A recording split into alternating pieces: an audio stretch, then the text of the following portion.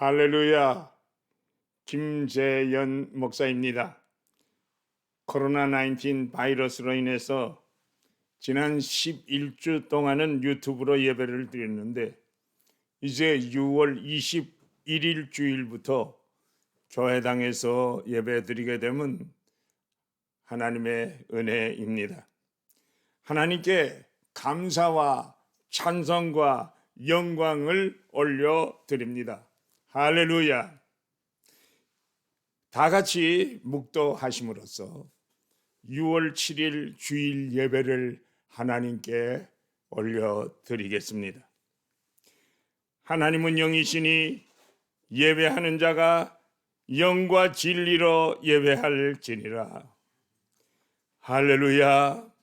하나님 아버지께 감사와 찬양과 영광을 드립니다. 지난 3개월 반 동안이나 코로나19 바이러스로 인해서 모든 일상이 중단되고 전염병의 확산으로 많은 생명을 앗아가 세계가 두려움과 무서움에 휩싸여 있었으나 성령으로 기도의 불길이 타올라서 회개 운동과 교회와 성도들이 주님만을 의지하고 십자가만을 바라보게 하시고 날마다 부르짖어 기도하게 하셨습니다. 주님 감사합니다. 우리들의 기도를 들으시고 지혜와 총명을 세계 각 의료진들에게 더하사 헌신의 봉사를 하게 하심을 감사드립니다. 이 시간 드리는 예배를 통해서 오직 하나님께만 영광이 되게 하시고 우리들에게는 믿음의 믿음을 더하여 주시고 성령으로 충만케 하시며 성령의 나타나심의 역사를 주실 줄로 믿어 예수님의 이름으로 감사하며 기원합니다. 아멘. 교동문 19번 시편 32편 말씀입니다. 교동문 시편 19편입니다. 다 같이 우리 한 음성으로 말씀을 받들어 읽겠습니다. 허물의 사함을 받고 자기의 죄가 가려진 자는 복이 있도다. 마음에 간사함이 없고 여호와께 정죄를 당하지 아니하는 자는 복이 있도다.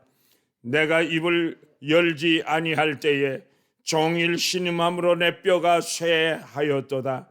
주의 손이 주야로 나를 누르시오니 내 진액이 빠져서 여름 가뭄의 마름같이 되었나이다. 주께 내 죄를 아뢰고 내 죄악을 숨기지 아니하였더니 곧 주께서 내 죄악을 사하셨나이다.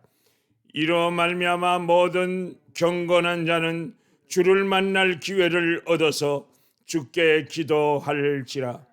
진실로 홍수가 범할지라도 그에게 미치지 못하리니 주는 나의 은신처시요 환난에서 나를 보호하시고 구원의 노래로 나를 두루시리이다. 너희 의인들아 여호와를 기뻐하며 즐거워할지어다. 마음이 정직한 너희들아 다 즐거이 외칠지어다. 아멘. 다 같이 찬송가 10장,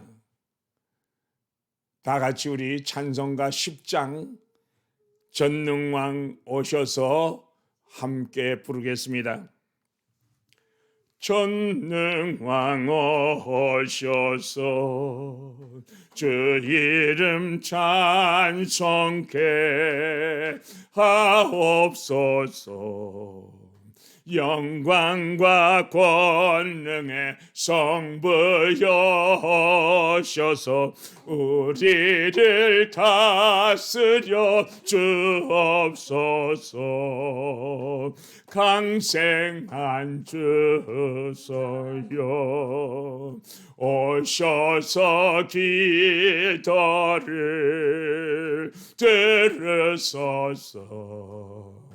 택하신 백성을 복내려 주시고 거룩한 마음을 주옵소서.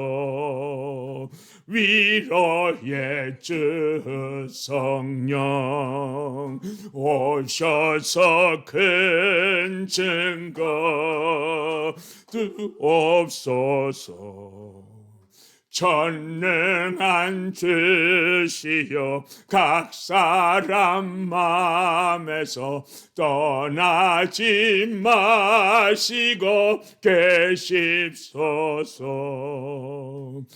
성삼위일체께 한없는 찬송을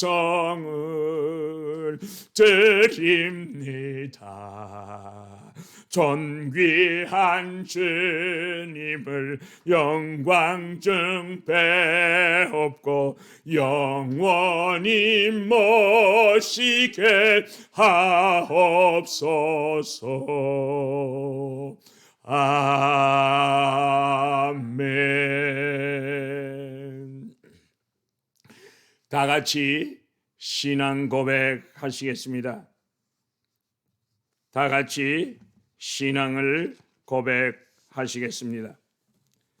전능하사 천지를 만드신 하나님 아버지를 내가 믿사오며 그 외아들 우리 주 예수 그리스도를 믿사오니 이는 성령으로 잉태하사 동정녀 마리아에게 나시고 본디오 빌라도에게 고난을 받으사 십자가에 못 박혀 죽으시고 장사한 지 사흘 만에 죽은 자 가운데서 다시 살아나시며 하늘에 오르사 전능하신 하나님 우편에 앉아 계시다가 저리로서 산자와 죽은 자를 심판하러 오시리라. 성령을 믿사오며 거룩한 공회와 성도가 서로 교통하는 것과 죄를 사하여 주시는 것과 몸이 다시 사는 것과 영원히 사는 것을 믿사옵나이다. 아멘. 찬송가 320장입니다. 찬송가 320장. 나의 죄를 정케하사. 다 같이 뜻을 생각하면서 힘차게 부르십시다.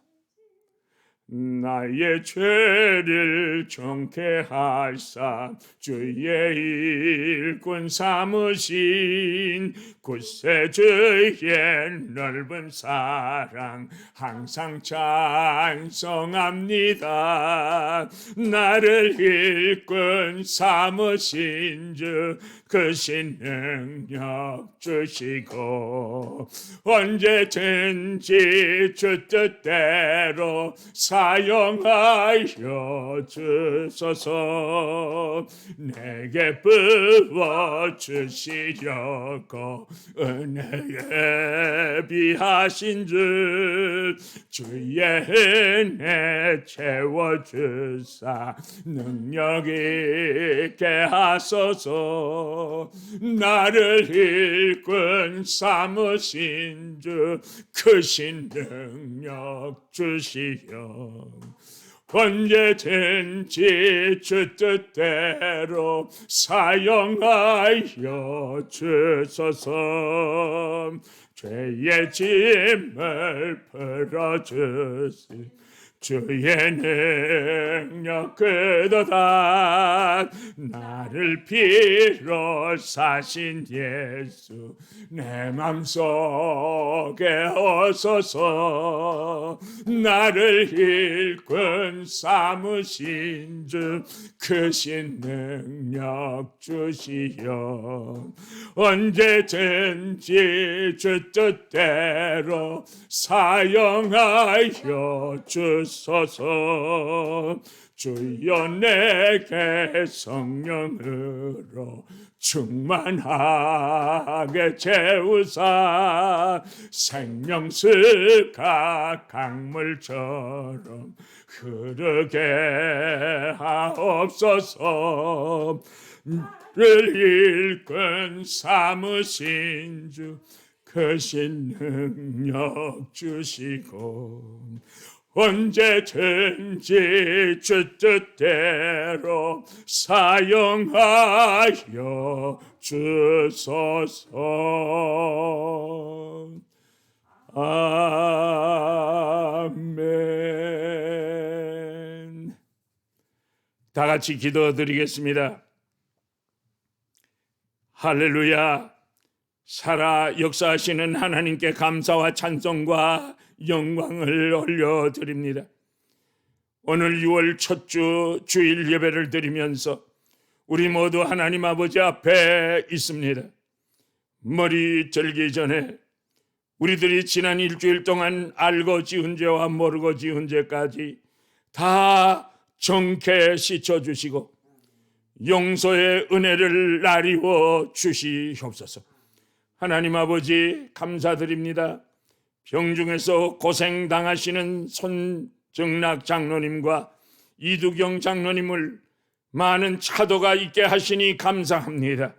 장로님들이 교회에서 꼭 필요한 귀한 장로님들이오니 속한 시일 내에 완쾌시켜 주시사 질병이 합력하여 역사하시는 하나님의 능력이라고 간증하는 간증거리가 되게 하옵소서. 그 외에도 질병 중에 있거나 문제가 있는 성도들은 성령님의 치유의 광선으로 성령의 불의 역사로 환경을 역정시키는 기적의 역사들이 나타나게 하옵소서. 우리들의 가정을 축복하여 주시고 하시는 사업이나 직장이나 하나님의 도우심의 손길들이 나타나게 하여 주시옵소서.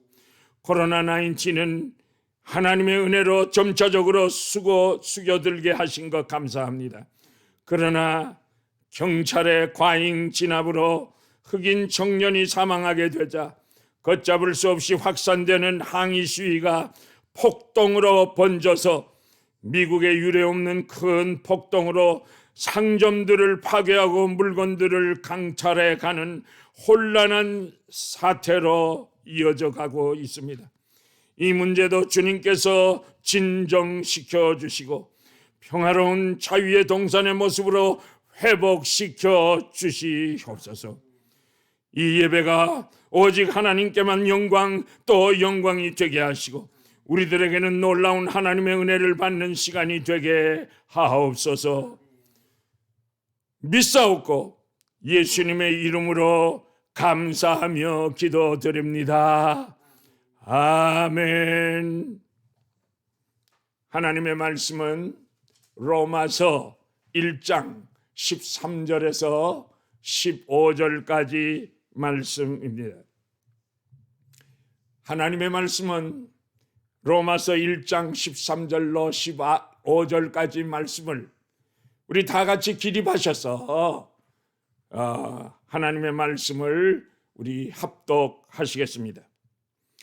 형제들아, 내가 여러 번 너희에게 가고자 한 것을 너희가 모르기를 원하지 아니하노니 이는 너희 중에서도 다른 이방인 중에서와 같이 열매를 맺게 하려 함이로되 지금까지 길이 막혔도다. 헬라인이나 이방인이나 지혜 있는 자나 어리석은 자에게 다 내가 비친 자라. 그러므로 나는 할 수 있는 대로 로마에 있는 너희에게도 복음 전하기를 원하노라. 아멘. 이것은 하나님의 말씀입니다. 오늘 말씀의 제목은 다 내가 빚진 자라 하는 제목입니다.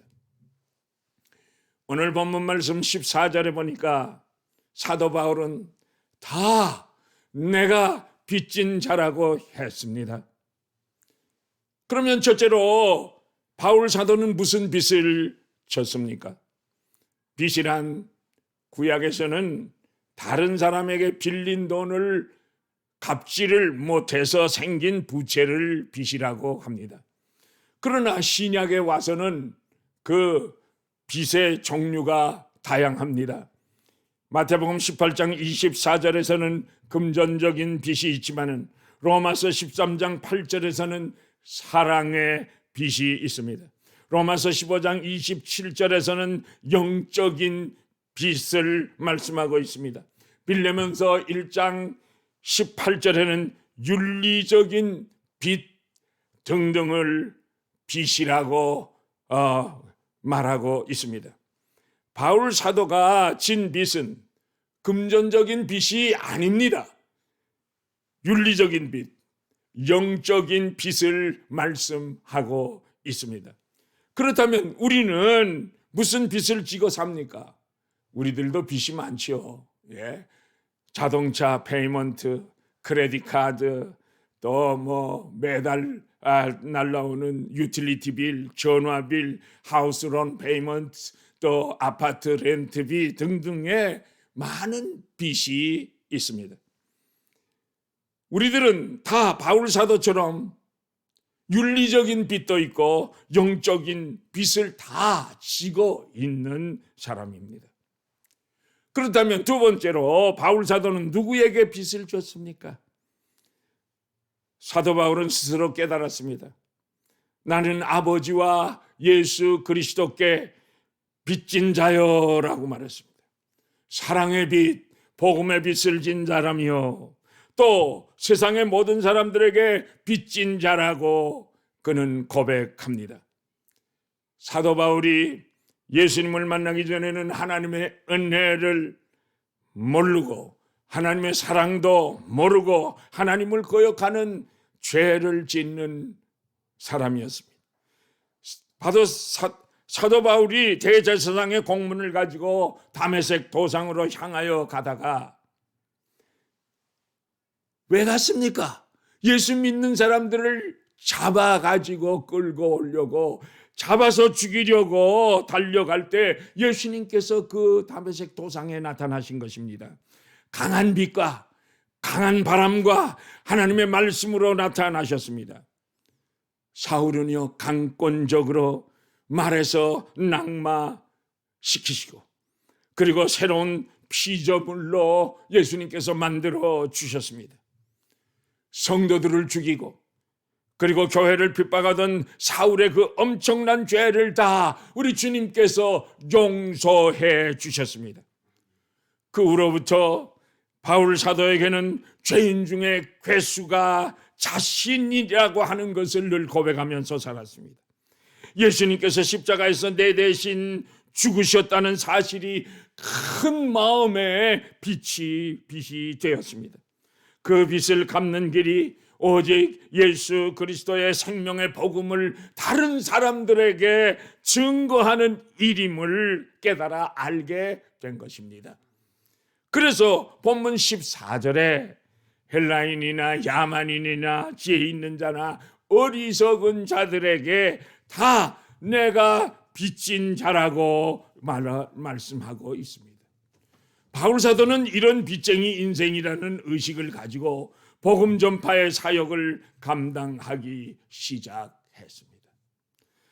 사람이 사람 구실을 제대로 하려면 내가 빚쟁이 인생이라고 하는 의식을 가지고 살아야만 하는 것입니다. 내가 스승들에게, 선생님들에게 빚진 자요, 나를 낳아주시고 길러주신 부모님에게 빚진 자요, 이것을 깨닫는 자식이 효도하는 사람입니다. 또 조국의 민족에게 내가 빚진 자임을 깨달아 아는 사람이 애국자들이 아니겠습니까, 여러분? 사랑하는 여러분, 하나님 아버지께, 예수 그리스도께 빚진 자, 빚쟁이 인생임을 아는 사람이 인생의 본분을 올바로 감당할 수가 있는 것입니다. 세 번째로, 사도 바울은 진 빚을 어떻게 갚으려고 했습니까? 빚진 자는 마음이 편할 리가 없습니다. 빚진 사람은 반드시 빚을 갚아야 할 의무가 있기 때문입니다. 어떻게 하든지 빚을 갚아야 할 의무가 있기 때문인 것입니다. 그래서 사도 바울은 어떤 방법으로 빚을 갚으려고 했습니까? 늘 감사하는 마음으로 그 빚을 갚으려고 했습니다. 날 구원하신 주 감사, 모든 것 주심 감사, 지난 추억이 내 감사, 주내 곁에 계시는 향기로운 봄철의 감사, 의로운 날 감사, 측량 못할 은혜 감사, 크신 사랑 감사해. 할렐루야, 할렐루야. 본문 8절에 사도 바울은 내가 예수 그리스도로 말미암아 너희 모든 사람들을 인도하여 내 하나님께 감사함은 너희 믿음이 온 세상에 전파됨이로라 라고 말씀했습니다. 사도 바울은 자신과 같이 죽을 죄를 탕감받고 그리고 믿음으로 구속받은 성도들을 생각할 때마다 하나님께 감사하지 않을 수가 없었습니다. 빚진 자는 늘 감사하는 마음으로 그 빚을 갚아야 하는 것입니다. 우리는 하나님께 감사할 뿐만 아니라 나에게 복음을 전하여 주고 증거해 주신 분에게도 감사 또 감사를 드려야 하는 것입니다. 사람들은 은혜를 많이 입고 좋은 일이 생기면 감사하지만은 불행한 일, 어려운 일, 질병 중에 있을 때, 역경 중에서 감사하는 사람은 매우 인색합니다. 그러나 진정한 감사는 역경 속에서도 감사하는 것입니다. 이것이 우리들에게 명하신 하나님의 뜻이며 주님의 명령인 것입니다.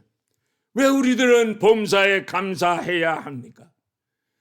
하나님께서는 우리가 순간순간에 일어나는 하나님의 그 놀라우신 그 섭리를 인정하고 감사 생활하게 될 때 우리의 불행을 행복으로, 역경을 순경으로 바꾸어 주시기 때문인 것입니다.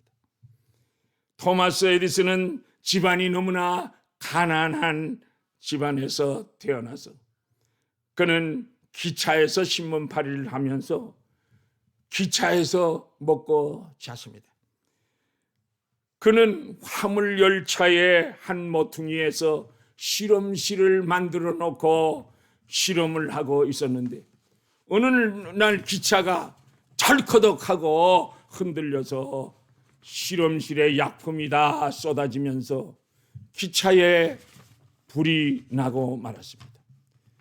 차장이 급히 달려와서 불을 끄기는 껐지만은 노발대발한 차장은 에디슨을 그 차창 밖으로 내 동댕이를 쳐버렸습니다. 에디슨은 열차 밖으로 떨어지면서 불행하게도 이 뇌를 다쳐서 영영 평생 귀를 듣지 못하는 귀멍어리가 되고 말았습니다. 그러나 에디슨은 실망하지 않았습니다. 낙심하지 않았습니다. 계속해서 연구를 열심히 했습니다. 그래서 어떻게 됐습니까? 위대한 발명왕이 되었습니다. 그는 성공한 후에 옛 일을 수레하면서 나는 그때 기차에서 내동댕이 쳐지면서 귀머거리가 된 것을 하나님 앞에 늘 감사드리고 살았습니다.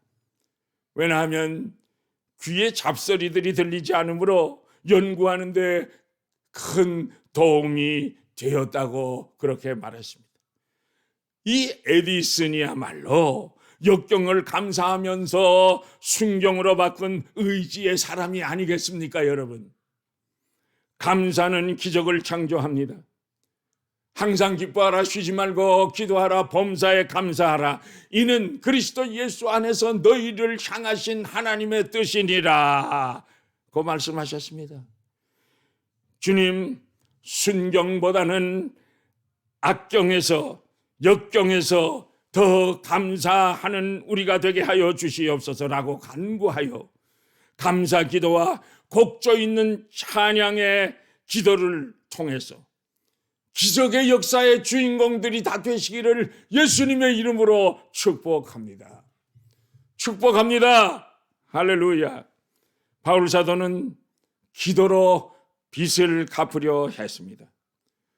본문 9절에 보니까 바울 사도는 로마에 있는 성도들에게 내가 그의 아들의 복음 안에서 내 심령으로 섬기는 하나님이 나의 증인이 되시거니와 항상 내 기도에 쉬지 않고 너희를 말하고 라고 기록하고 있습니다.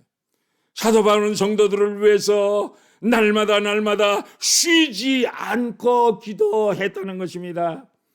그는 그들이 영육간에 잘 되기를 위해서 부르짖어 기도했습니다. 기도에는 늘 응답이 있기 때문에 바울 사도는 쉬지 않고 기도할 수가 있었습니다. 우리에게 빚을 준 사람이 있다면 그를 위해서 반드시 기도해야 합니다. 특히 복음의 빚을 준 사람들을 위해서, 나에게 사랑을 베푼 사람들을 위해서 쉬지 않고 기도함으로써 그 빚을 갚아야 하는 것입니다. 바울 사도는 은사를 나누어 줌으로써 빚진 빚을 갚으려 했습니다. 바울 사도는 하나님께 받은 신령한 은사를 성도들에게, 이웃에게 나누어 주기를 원했습니다. 은사는 하나님께서 거저 선물로 주신 것입니다. 하나님께 거저 받은 것은 우리는 거저 나누어 주어야 합니다. 사도 바울은 신령한 성령의 은사를 하나님께로부터 선물로 받았습니다. 바울은 하나님의 특별한 계시를 받아서 하나님의 말씀을 기록했는데 신학의 절반 이상을 기록하지 않았습니까? 그리고 성령의 능력으로 이적과 이사를 수없이 행하셨습니다. 바울은 받은 은사를 나누어 주고서 핍박 속에서도 쉬지 않고 노력하고 또 노력했습니다. 여러분, 우리가 받은 은사는 무엇입니까? 내가 받은 은사는 무엇입니까? 우리는 하나님께 받은 것을 가지고 어떻게, 무엇을, 누구에게 나누어 줄 수 있겠습니까, 여러분? 하나님께 받은 것을 나누어 주지 못하면 빚쟁이 인생이 되고 마는 것입니다. 하나님께 받은 은혜를 마음껏 나누어 주면서 사는 정말 아름답고 멋쟁이 인생들이 되시기를 예수님의 이름으로 축복합니다. 축복합니다. 사도 바울은 복음을 증거함으로 빚을 갚으려고 했습니다. 바울이 로마에 가기를 소원한 것은 복음을 전하기 위해서였다고 15절에 말씀하고 있습니다.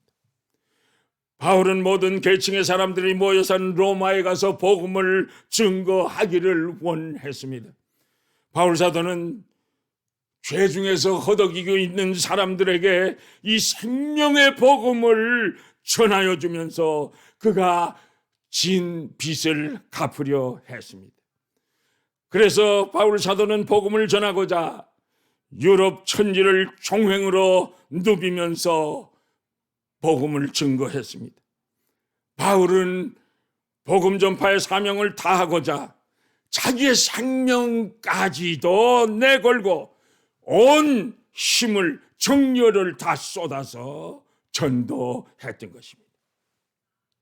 우리들도 다 모두 빚쟁이들입니다. 내 영혼이 은총 입어 중한 죄짐 벗어보니, 우리는 이런 빚쟁입니다. 은혜의 빚, 구원의 빚을 진 사람들입니다. 집도, 자동차도, 사업체도, 교회 건물도 다 빚이 있습니다. 또 사람들에게 우리가 사랑의 빛을 얼마나 많이 띠고 있습니까? 부모님에게 있어요. 나를 낳아주시고 길러주시고 스승님이 우리를 가르쳐주시고 우리를 키워주시고 형제들의 사랑, 사랑하는 부부간의 사랑, 또 자식, 친구 간에 우리들은 빛이 많이 있습니다.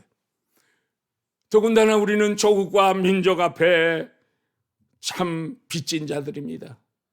우리가 이민을 와서 이렇게 살지만은 그러나 조국이 있고 우리 민족이 있다는 것에 얼마나 큰 위로를 받고 힘을 얻습니까?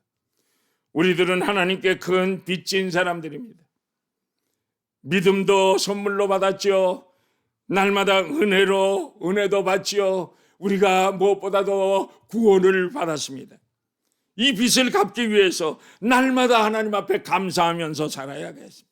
날마다 하나님 앞에 부르짖어 기도하면서 삶을 살고 받은 은사를 이웃에게 나누어 주면서 베풀면서 복음을 전하는 자들이 되시기를 예수님의 이름으로 축복합니다. 할렐루야. 우리 사랑으로 서로 섬기면서 겸손하게 복음을 전하며 사십시다.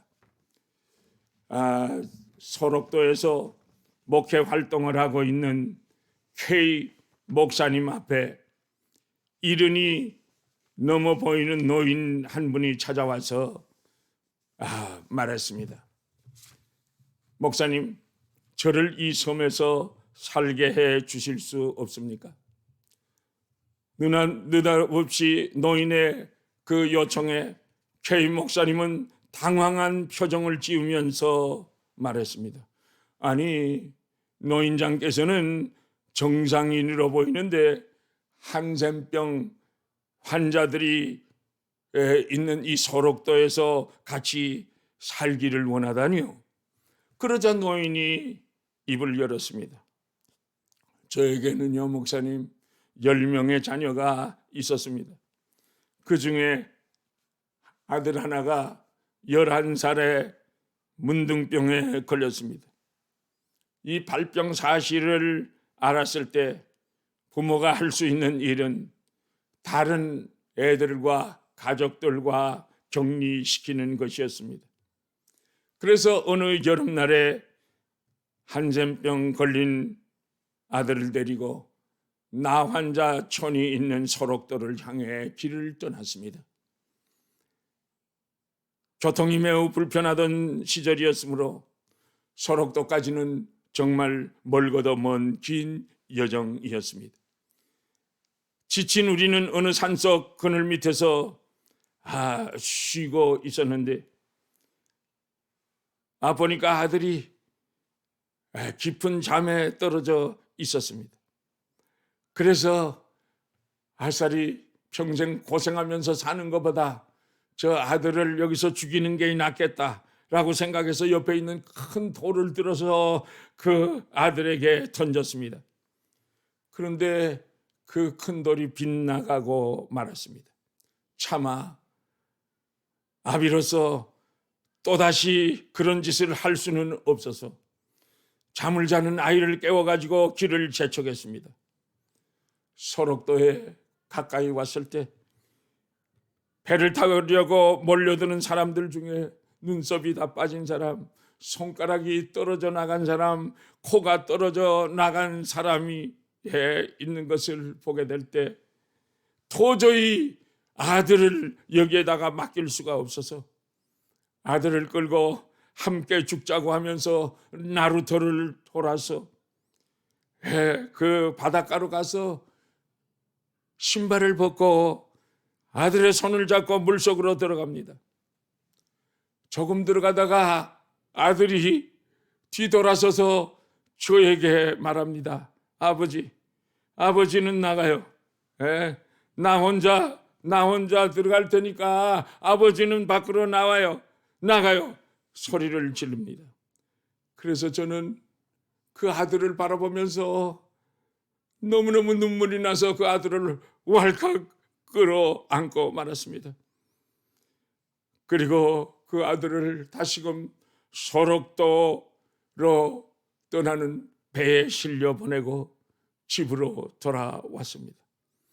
그리고는 모든 것을 잊은 채 9명의 아이들을 키웠습니다.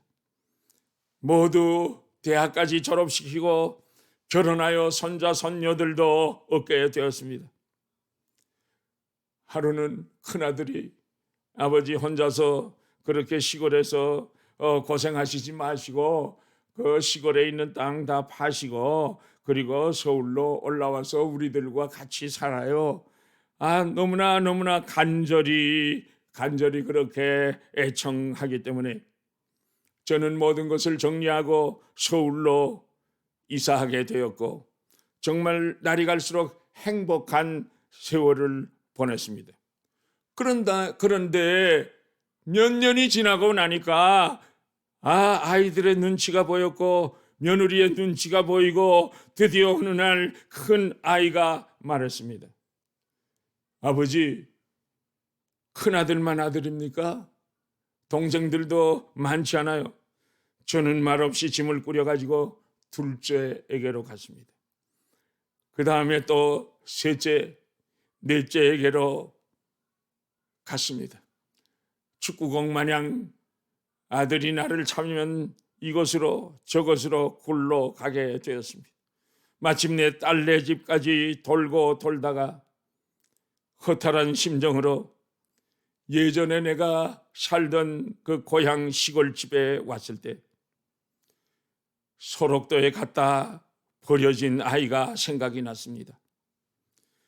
저는 죄책감도 있고 저는 너무나 아들에게 죄송해서 이제라도 내가 아들 얼굴이라도 봐야 되겠다 하고 소록도를 찾았고 벌써 그 아들이 11살에서 50살이 된 그러한 아들인데 그 겉모양은 나보다도 더 나이가 많은 것처럼 보였고 그러나 눈빛만은 초롱초롱하고 예전과 다름없이 투명한 그리고 맑은 아들이 저를 주시하면서 너무너무 기뻐하면서 아버님 잘 오셨어요. 저를 반겨주었습니다. 아들은 저를 껴안으면서 아버지를 한시도 저는 잊은 날이 없습니다. 아버지 다시 만나게 해달라고 하나님 아버지 앞에 내가 40년이나 기도를 해왔는데 이제야 하나님께서 내 기도를 들어 응답해 주시는군요. 그때야 저는 깨달았습니다. 제가 내 힘으로 내 실력으로 내 온 정성을 쏟아서 가꾼 9개의 그 화초보다 쓸모없다고 소록도에다가 내다 버린 한 그루의 나무가 더 싱싱하고 더욱더 푸르게 자라 있었다는 것을 이제 발견하게 되었습니다. 그리고 예수 그리스도도 그분이 누구신지는 모르지만은 내 아들을 이렇게 새롭게 변화시켜 주신 분이라면 나도 앞으로 남은 생을 온 마음을 다해서 예수 그리스도를 믿겠습니다. 감사합니다, 목사님. 사랑하는 여러분, 문둥이의 심령 속에도 예수 그리스도의 복음의 씨앗이 뿌려지니까 놀라운 생명의 역사가 일어나지 않았습니까, 여러분?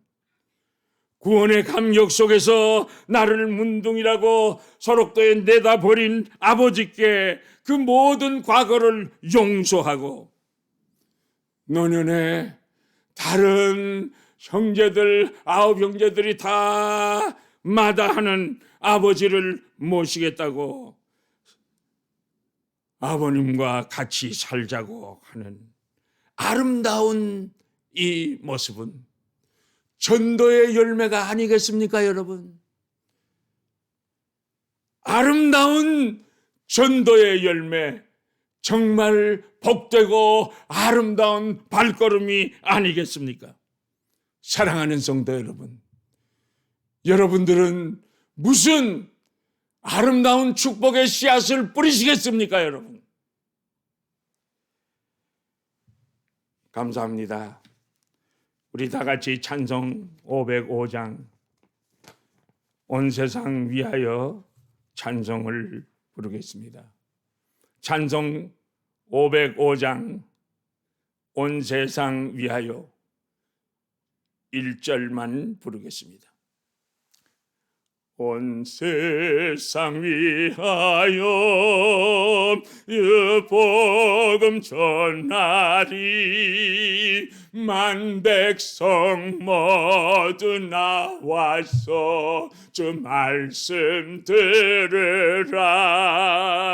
죄 중에 빠져서 헤매는 자들아, 주님의 음성 너 듣고 너 구원 받으라.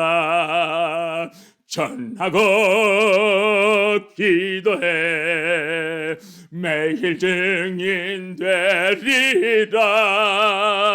세상 모든 사람 다 듣고 그 사랑 알도록. 할렐루야, 할렐루야. 이제 다 같이 기립하셔서 축복 기도하심으로 예배를 마치겠습니다.